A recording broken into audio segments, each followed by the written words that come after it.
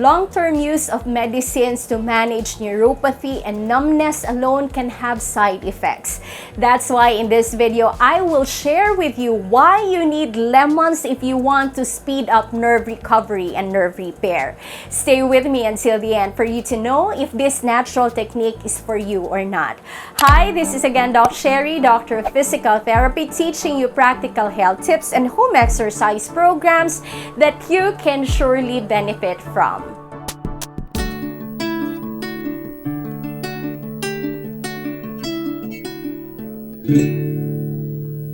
I am really passionate about mixing different treatment options together with proper lifestyle and correct food choices. Do you know why? Simply because I have worked with patients before who spent a lot of money to avail on the latest technology to get rid of the numbness and the pins and needles sensation, but who did not change their diet and lifestyle. And sadly, they experience no relief of symptoms. That's why it is actually of your advantage to be educated and to be informed about the type of food that can speed up nerve recovery. And I have a good news for you, because clinical studies have actually shown promising benefits of lemons to speed up nerve repair. You need lemons to speed up nerve recovery because lemons are rich with bioflavonoids. These compounds, which are commonly found in plants and fruits, it helps protect the plants. They act like the plant's bodyguards, but clinical studies have shown that when we take these compounds in, it can give us many benefits in our body as well. For one, it can give us high antioxidant benefit. A study published in the Journal of Frontier of Neuroscience actually found that bioflavonoids can actually help patients who are experiencing neuropathic pain. Lemon peel is actually boosting with this compound. It is high in antioxidant level, which is very helpful if you are currently suffering with numbness and pins and needle sensation. Simply because it can lower the inflammation in an injured nerve, no matter what the cause. And this is relatively very important because this will help determine if you will encounter improvement or worsening of the symptoms. Lemons are loaded with vitamin C. We know it, right? But we often associate healthy nerves and B vitamins. But do you know that you also need to have sufficient amount of vitamin C for your nerves to function well?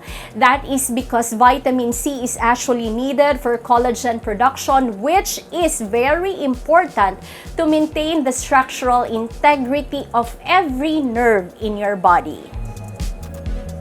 Lack of vitamin C will lead to collagen breakdown and even unhealthy nerves. And there are various studies that prove that vitamin C is very important for collagen production and even in maintaining a healthy nervous system, including that of your nerves.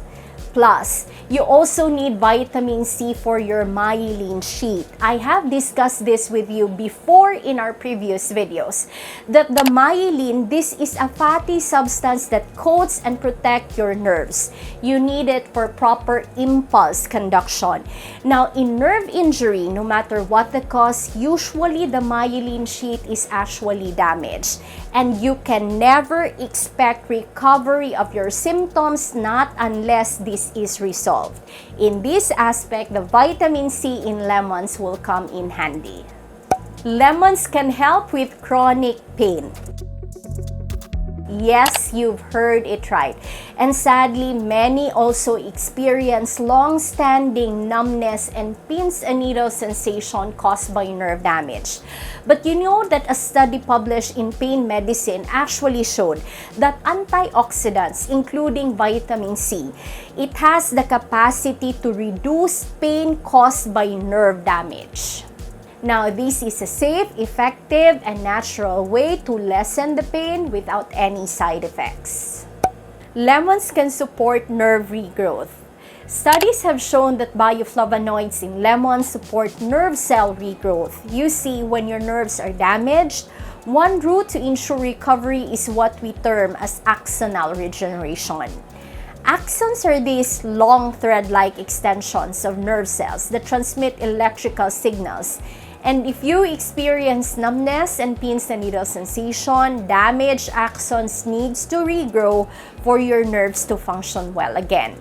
This phenomenon is well documented and it is essential for rehabilitation and functional recovery.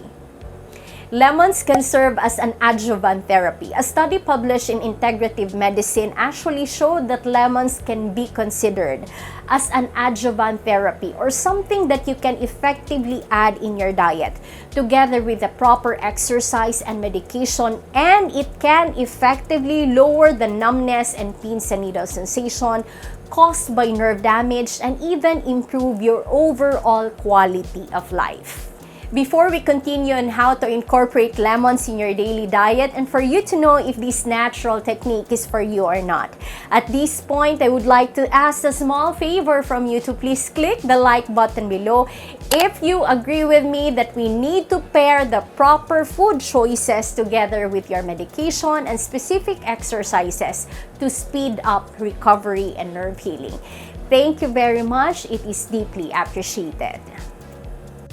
Now let's explore some delicious lemon recipes that you can do and incorporate to get these beneficial compounds. You can do lemon butter. Simply zest lemon and put the lemon slices in your water. You can drink it any time of the day. You can prepare yourself lemon-infused salads. You can have lemony fish dishes, which are only a few options that you can easily do to be a part of your daily diet. It really doesn't have to be complicated. You already know the benefits of lemon and how it can speed up nerve repair. Now let's have an intentional effort to do or to add lemons in your daily routine. Now, how would you know if this had been helpful for you? Try to monitor your symptoms. Try to monitor and track the intensity and even the frequency of the pain. Any improvement in this area means it is a positive sign and this had been helpful or beneficial in your neuropathy journey. Lemons, although natural, it is not for everyone. Try to limit your intake of lemons if you have hyperacidity, since it can actually exacerbate your symptoms. If you have teeth sensitivity, because the acidity in the lemons can actually erode the enamel. But one trick for this is you rinse your mouth with water after you have your lemons, or try to use a straw when you drink your lemon juice. Try to limit your lemon intake as well if you have a history of kidney stone and if you're currently taking antacids. This is it for this video. This is a safe, natural, and effective way to speed up nerve repair and nerve recovery. But you need to understand that lemon is not a sole solution to treat neuropathy. Neuropathy is complicated. It is caused by various factors. That's why you need a comprehensive plan. But together with your treatment and together with lemons in your daily diet, it can speed up nerve repair and nerve recovery. If you have reached the end of this video, please comment speed in the comment section below. Should you have any questions regarding neuropathy, please comment down below because I would really get back on you. If you want to know about the 3 seeds that you can have in your diet for you to get rid of the numbness and the pins and needle sensation, I have a video here. You can check on it. It will greatly help you. Thank you very much for watching. I'll see you on our next video. God bless you.